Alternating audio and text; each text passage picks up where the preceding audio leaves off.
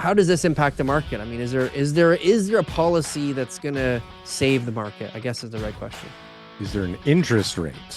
Well, let's talk about some real estate stuff. So, Luke, what's going on out there? What are Canadians facing right now as a challenge in the real estate market with their homes? Well, yeah, I mean, the fact is that if you look in these major bubbles like Toronto and Vancouver, it seems like the markets are outright crashing when you look at some of the losses are just completely insane, especially when you adjust them to inflation. But I mean, the reality is it's cost of living crisis and people have too much debt. It's not like the overall thing is it's a debt bubble. It's not just a housing bubble. So it's not just individuals. Explain the difference. It's also yeah, so it's not just individuals, it's also corporations. Canada has one of the most leveraged corporations, like it's over 300% of GDP is like private debt, which is just private businesses. That is more than households, and it's also more than government. But the thing is, people like attack the government about how much they spend, and believe me, I'm no fan of the government. I hate the government, but like households, they're even more leveraged than the government. So people in glass houses shouldn't throw stones, and then the private sector is even worse. But the thing is, a lot of the leverage in the private sector actually goes back to real estate. If you look at what's that building in Toronto that's not getting built, like that $1 billion skyscraper at Bloor and Young. Yeah, the one. The one? Yeah. Yeah. So you look at that, like developers going bankrupt, like there's billions of dollars. And it's those type of things, like those are where the leverage is hiding. Like Canadian banks have just loved real estate for the past couple of decades. And that's really just been a shit show for Canada because all the investment has gone into real estate and it hasn't gone into like production of new goods and services and private businesses because people are like, why am I going to start a store and try and compete with Loblaws when I can just buy houses and flip them, or I can just buy land and speculate on that? I mean, we saw that Greenbelt just shit show that happened with them all acquiring land before that, and then it all got kibosh. It's crazy. I might have benefited from that, but was that the answer? Was that the answer though? Let's move on. Your podcast at that time about that. Yeah. You see, this is a source for news. There you go. We got all the inside scoop. So what a reach. What you're saying is that it's not just an issue with the fact that prices are too high and that we really don't have enough buyers to maintain and sustain this level of pricing, but that there's actually more debt out there than just that's secured against housing. You got private debt. Obviously, the government's debt puts a strain on the services that we're going to have. Private debt puts a strain on what businesses are able to do as far as adding in new equipment and manufacturing and hiring new people and all that kind of stuff. Households, because they're carrying debt, they're not able to be able to, go out for dinner and do all these kind of things. And so it just puts this huge strain on the economy. How long does it last? Like, I mean, how long can we really make these payments for?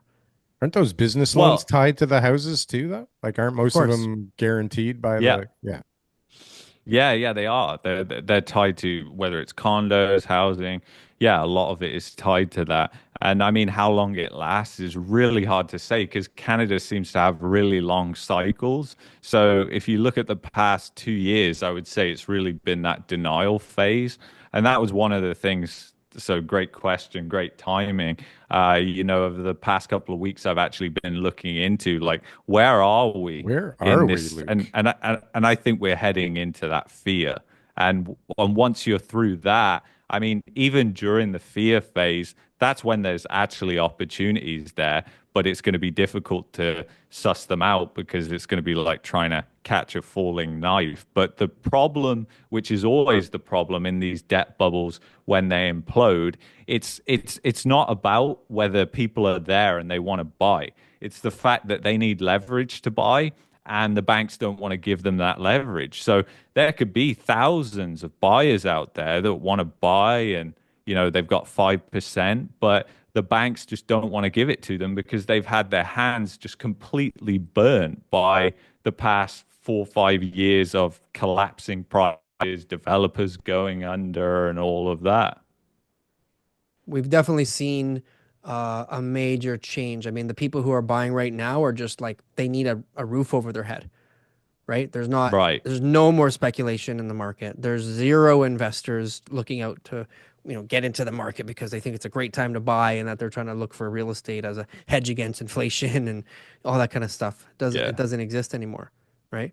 There's a lot of new policies, right? So we've got increase to the CMHC insured mortgages from $1 million up to 1.5, 30-year amortizations, like there's things Lower like that. rates too. Rates are coming down, Right. Yeah. like how does this impact the market? I mean, is there a policy that's going to save the market? I guess is the right question. Is there an interest rate? Or Like, including what's the Yeah, trigger?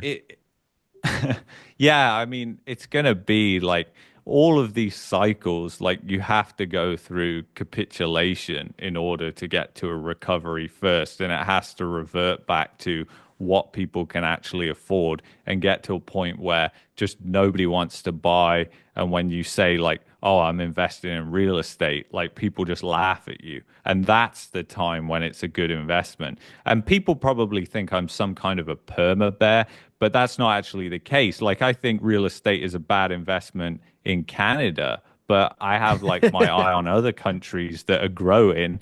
And you don't have to just focus on one country and think, oh, I have to invest in a property in Canada. You could rent in Canada or own a property in Colombia or wherever you want.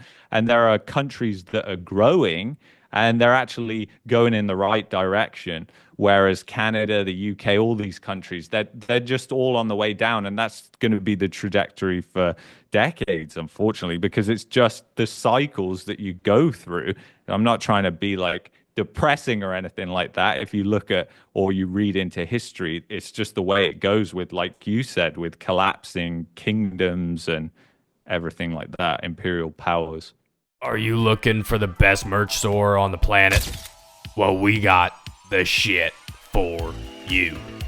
Coming in at low prices where we barely make any money off of whatsoever, you can get the greatest real estate merchandise on this platform. Just look at this very flamboyant man putting on this great stuff. He looks great, he's dancing great, and boy does he look sexy in that merchandise. I tell you, buy this for anybody, you buy this for yourself. You will be not only repping the greatest Canadian real estate podcast in this world, but you will also be looking hella good doing it.